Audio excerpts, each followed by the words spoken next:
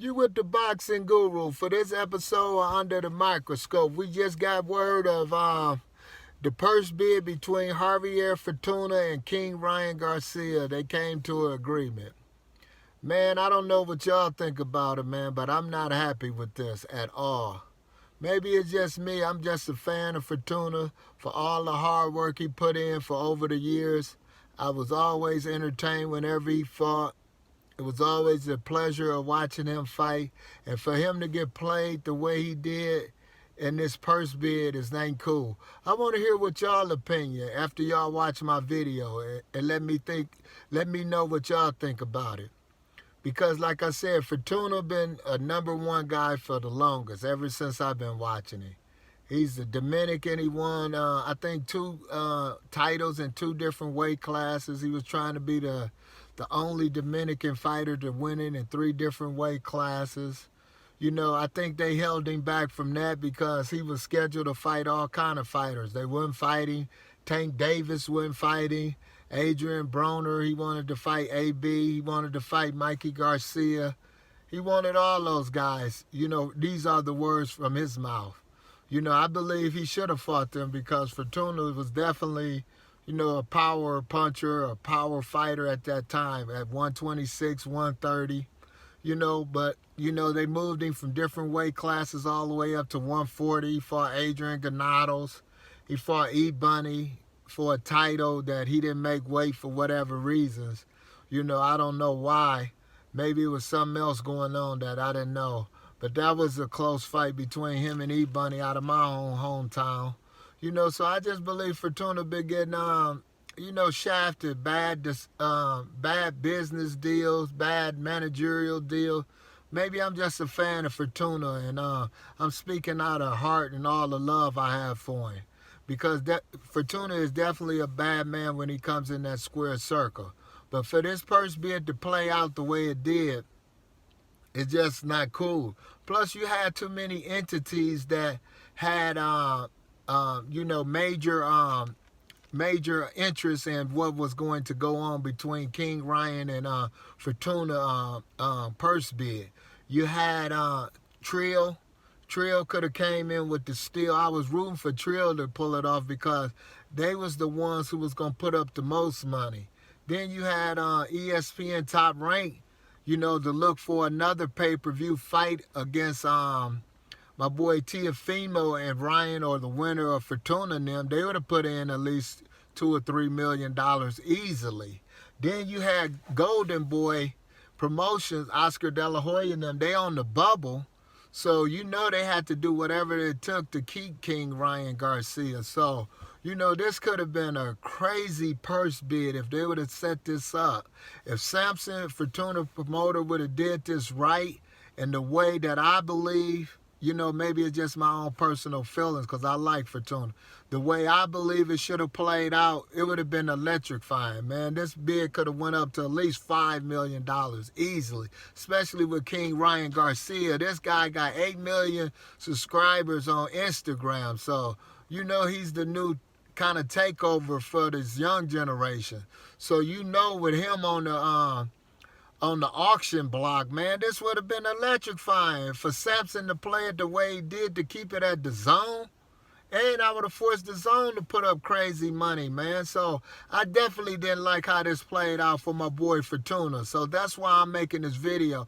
I need everybody's support or comments to let me know how they feel. If you don't know the history of Fortuna, you definitely got to go on YouTube and watch him. Because this man been highly ranked for so long, and for him to, you know, I got an inbox saying he was going to get 600,000 or close to 1 million for this fight. That's still peanuts for him.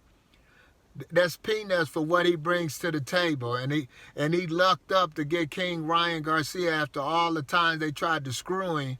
But these up-and-coming Lions had to fight him. One of them, whether it was Devin or Ryan or anybody else who was coming up at the 135 pounders. You had to come see him because he has been highly ranked for so long. So they definitely had to pay him. So me, I'm just mad he's not getting paid the right amount. I don't know how much money I got in inbox, but it should have been went to purse bid, so it could have been haggled. It could have been made public because Javier Fortuna definitely deserves this. And this fight could have sold. This would have been a major fight. So, the way they did it behind closed doors, that's another bad spot in boxing. Like I said, ain't nothing wrong with, holding favors and this and that. But this one, you needed to work for Fortuna, the best interest in Fortuna, because like I said, this could be the last hurrah. Plus, they trying to bring King Ryan Garcia up, so now Fortuna might have to not step aside or lose this fight, because Ryan Garcia, skill-wise, fundamentals can't be the focus Fortuna. But Fortuna could go in there upset now because he got shafted on the business side of the deal, getting this low money, and not be focused, or anything could happen. But he should have been able to get at least, I say, 2 to 3 million, because they gave George Kambalis, and he's from Australia, but he's fighting in the U.S. They gave him like 2 million or something to fight fucking excuse my language, to fight Teofimo Lopez. Teofimo's star power is not as up there with Ryan Garcia, even though Ryan doesn't have the unified belts that Teofimo, but Ryan's star power is worth that within itself. So he could have drew in the people to get the money back. So this fight definitely should have went to purse bid, because like I said, when you get an opportunity to cash out a fighter like Fortuna, been working all his life and been getting played and screwed, from my opinion, it should have went to purse bid, because like I said, things would have opened up. He would have got a good payday. But these are the words of the one and only boxing guru for this episode. My boy Javier Fortuna got played again, in my opinion. I want to hear y'all's opinion about this closed doors, behind doors settlement that Samson Fortuna promoter did for this bout. And this bout is huge. This is a major bout at 135, man, because they're trying to position Ryan Garcia in a position where he could fight a Devin Haney. He could fight a Teofimo Lopez or a Tank Davis. So they trying to get Javier out of the way with minimum wage? Minimum wage for a top fighter like him, man. No, they should have had to cash him out. They should have had to cash him out millions of dollars, not barely a million, millions of dollars. But this how boxing goes. It's a dirty game, and it's a rat race. Let me know how y'all feel.